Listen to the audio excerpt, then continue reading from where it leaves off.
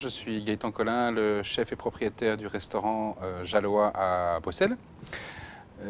Et nous avons créé une recette spéciale pour le morceau de bœuf américain que j'ai reçu cette semaine. Elle se compose d'un parmentier donc de pommes de terre qui enrobe le morceau de bœuf qui est lui-même farci de truffes noires et de foie d'oie frais. Pour les grandes étapes, donc, il y a d'abord la première préparation, c'est de faire une purée de pommes de terre, donc qui va faire le collage, si vous voulez, des spaghettis de pommes de terre qui enroulent le filet de bœuf. Par la suite, il faut nettoyer le morceau de bœuf. On fait une belle incision au milieu, on fait sur toute la longueur du morceau de bœuf. Et dans celui-là, on rajoute le morceau de foie d'oie poêlé qui était préalablement assaisonné, avec des morceaux de truffes noires, fraîches si possible.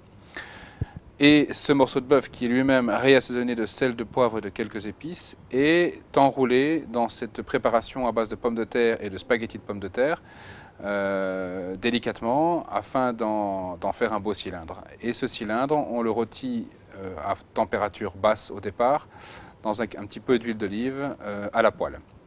Pour terminer, une cuisson au four afin d'avoir une cuisson quand même relativement saignante durant 7-8 minutes à 120 degrés.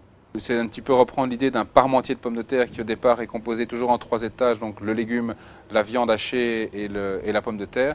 Mais là, c'est revisiter un petit peu parce qu'on prend vraiment l'entièreté de la pièce de viande.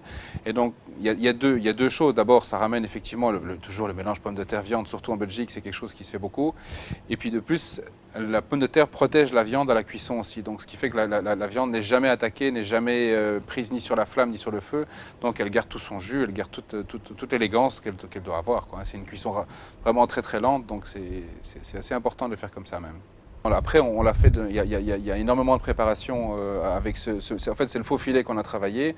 Il y a énormément de préparation à faire avec. On peut la faire griller, on peut la faire rôtie, on peut la faire à basse température, on peut la cuire sous vide.